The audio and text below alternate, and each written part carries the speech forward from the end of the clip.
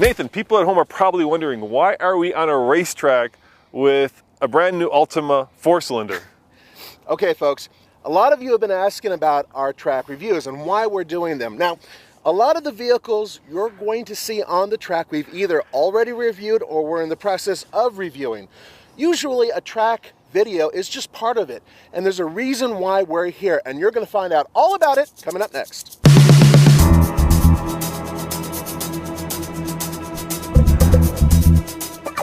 You have already seen a review of the Nissan Altima. We've already done one. In fact, we did one where we proved that the V6 was faster than the Nissan Maxima over a mile above sea level.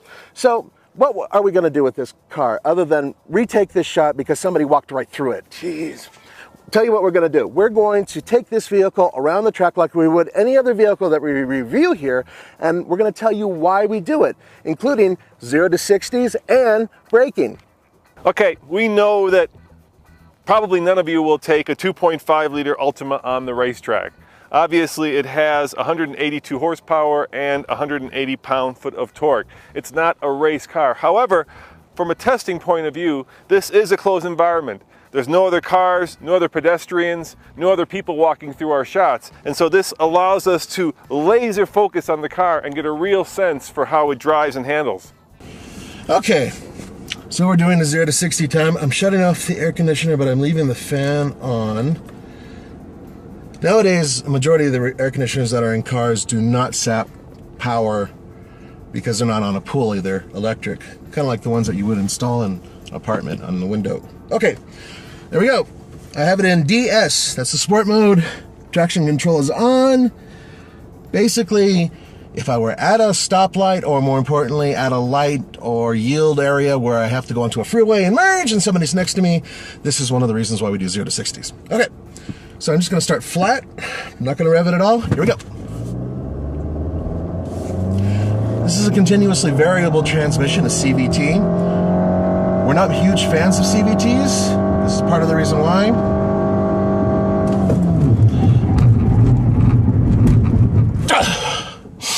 So you might wonder why I did that. Well, it's fun. Also, because we were running out of real estate quickly, and 0 to 60 was 11.31. Now, we do all of our testing at high altitude.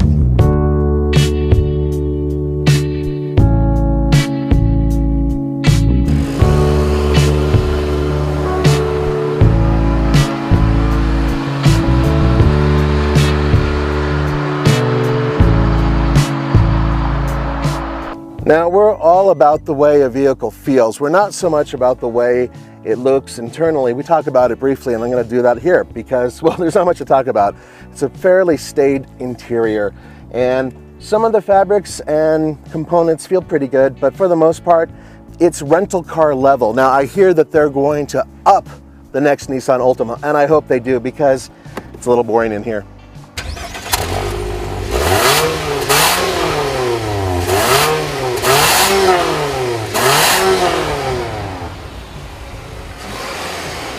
Now, some of you may be wondering why we do the engine note, and the reason for that is very simple. Because you like it! It's cool to listen to what the car sounds like. And some of you others may be saying to yourself, well, it's bad for the car to redline it when it's not in gear. And I'm like, you know what?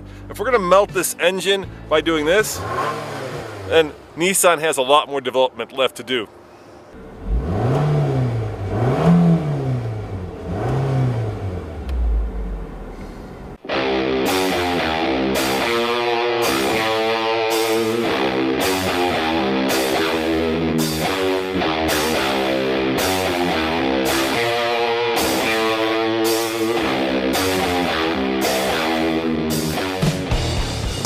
Alright guys, I'm gonna take this car around a track. Probably one of the few people to take an Altima around a track. Alright, I'm sure there are others out there who've done that, but I'm gonna keep it in automatic, but put in sport.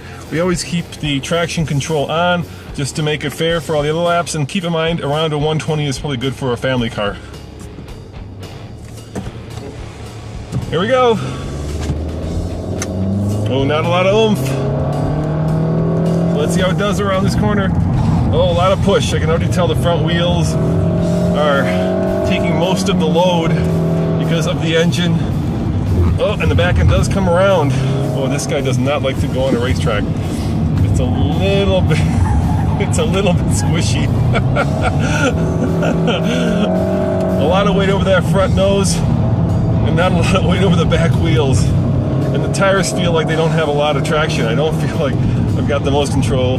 The brakes are also just a little bit too non-progressive. But once I get used to that back coming around, it's kind of fun to drive.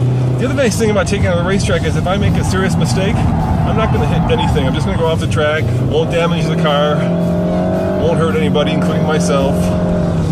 And Nathan's right, this is just a lot of fun. Oh, I feel like one of those old Starsky and Hutch movies with all that tire squeal. This is not a happy car on the racetrack. All right, last turn, here we go.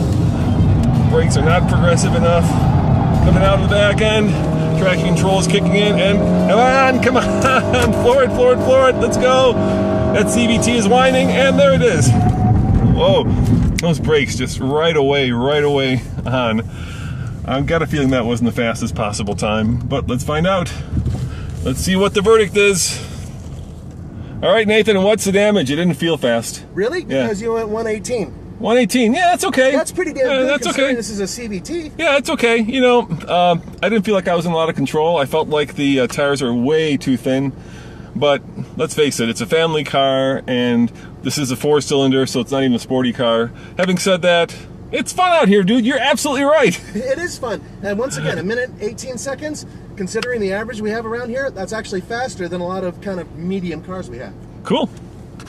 So Nathan, now we know how this brand new Nissan Altima really drives. We know how fast it goes from 0 to 60. We know how it brakes. We know how it steers. What does that mean in the real world? And that's what's really important here. We do real world reviews. And for this vehicle, imagine going onto an on-ramp to a freeway. Well, that's 0 to 60 for you. Imagine going around a corner. A tight hairpin could be like a panic turn. Imagine going through slow turns, and that's a way to evaluate how the vehicle transitions. Everything that's done on a track can be applied to what's going on in the real world. And most importantly, dude, it's fun. I mean, this is fun. Taking this car, which is not meant to be fun, and taking it on the track is fun. I'm sorry, but it's fun. And imagine people walking through our shot. Yeah, dude, I'm not going to forgive you for that one. It doesn't happen on the racetrack, so that's why we do these reviews here. As always, this is Nathan and Roman saying thanks for watching, and check out tflcar.com for more news, views, and real world reviews. Ciao.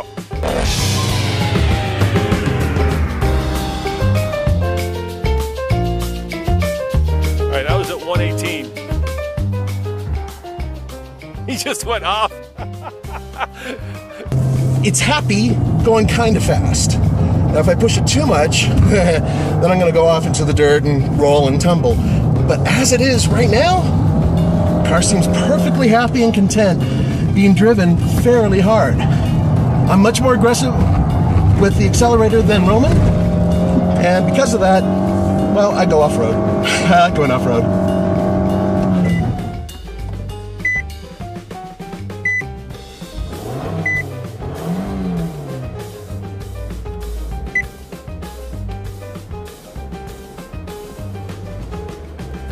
Ooh, I got a malfunction doing that.